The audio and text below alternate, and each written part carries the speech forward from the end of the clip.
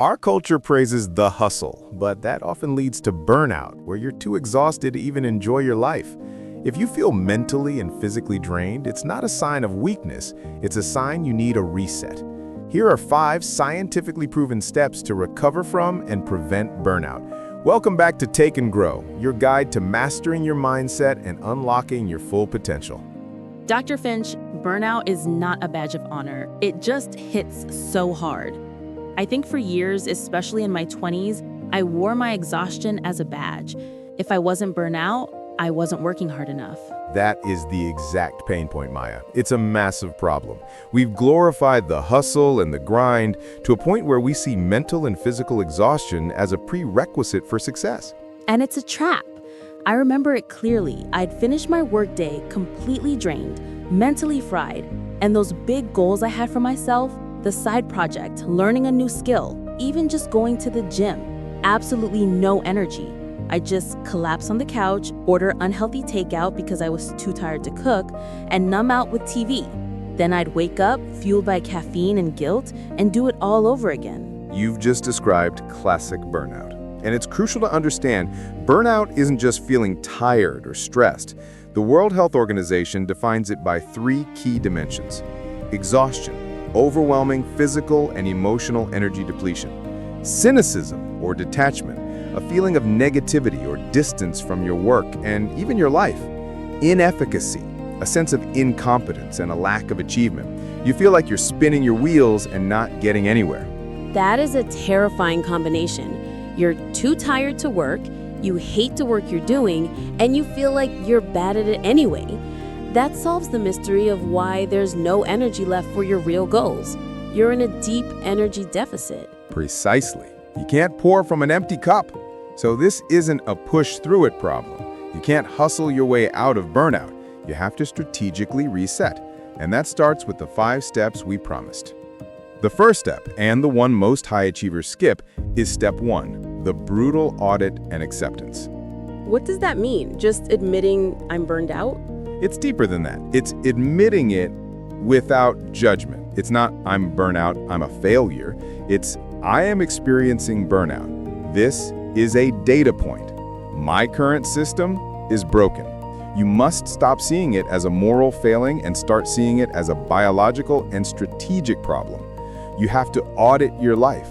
Where is the energy leaking? Is it the 12-hour workdays, the toxic colleague, the lack of sleep, the non-stop negative self-talk? You must get brutally honest about the source of the fire. That's hard. It's easier to blame being busy.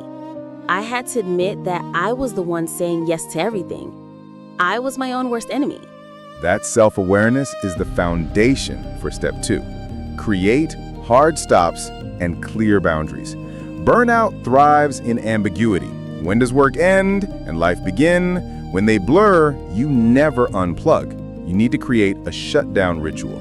I love that term, a shutdown ritual, like powering down the computer. Exactly. It's a clear, non-negotiable end to your workday.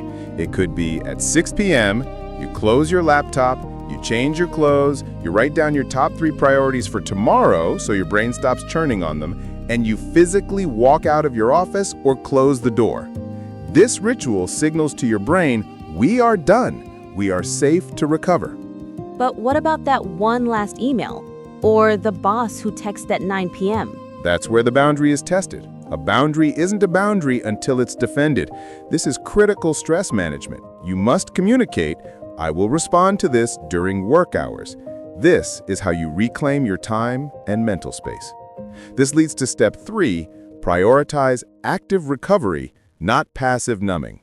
This is huge. I thought my self-care was binging a Netflix show for 4 hours. That's passive recovery, or numbing. It's low effort and provides temporary escape, but it often leaves you feeling just as drained.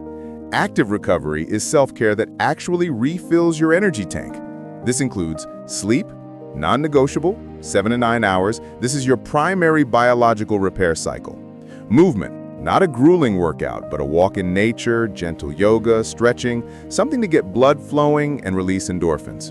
Connection, real, meaningful conversation with loved ones, not about work. Play or creativity, a hobby that has no goal other than enjoyment. Painting, playing music, building Lego, gardening. So my self-care was just more screen time and detachment.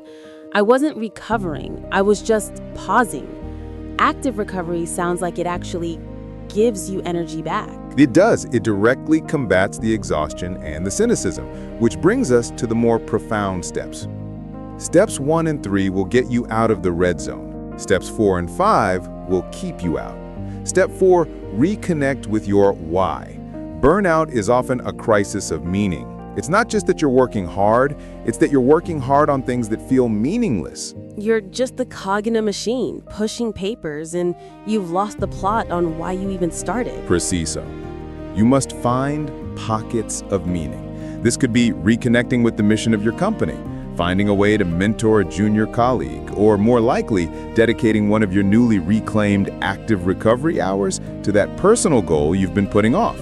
When you spend 1 hour on your side project, that single hour can give you more energy than 8 hours of sleep because it feeds your soul. It reminds you why you're working in the first place. So the energy for your goals after work doesn't come after you rest. It comes from doing the things that give you meaning even when you're tired. It's a positive feedback loop. And this leads to the most important final step. Step 5, redefine productivity as sustainability. This is how we stop wearing burnout as a badge of honor. The Take and Grow audience, our audience, values success. We must change the definition of success. Hustle productivity is about volume and hours. Sustainable productivity is about leverage and energy. Your goal is not to be the person who worked the most hours. Your goal is to be the person who had the most high leverage impact and had the energy to enjoy their life. So rest is not the opposite of work. It's the foundation of it. A true success habit isn't just a morning routine, it's an evening shutdown. That's it. Productivity isn't about being on 24/7. It's about how effectively you are on in your peak hours, which is 100% dependent on how effectively you are off. That's the mindset mastery. That's how you prevent burnout for good. So, to recap the 5 steps to reclaim your energy and prevent burnout. Brutal audit and acceptance. See burnout as a strategic problem, not a moral failing. Create hard stops. Implement a daily shutdown ritual to build boundaries. Prioritize active recovery. Choose self-care that restores energy, sleep, play, nature, over passive numbing. Reconnect with your why. Re-inject meaning into your life, even in small doses. And redefine productivity as sustainability. Rest is a tool for leverage. This is a complete reframe. It's not about being weaker, it's about being smarter. It's a system for managing your most valuable resource, your energy. This is a framework for a healthy lifestyle that supports success, not one that's destroyed by it. That is the entire goal. If you've been feeling burned out and this 5-step reset gave you a path forward, hit that like button to let us know. You are not alone. And if you are serious about mastering your mindset and building sustainable success habits, subscribe to Take and Grow. Share this with one person you know who is working too hard and needs this reset.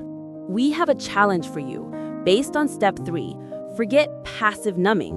What is one small act of active recovery you will schedule for yourself this week?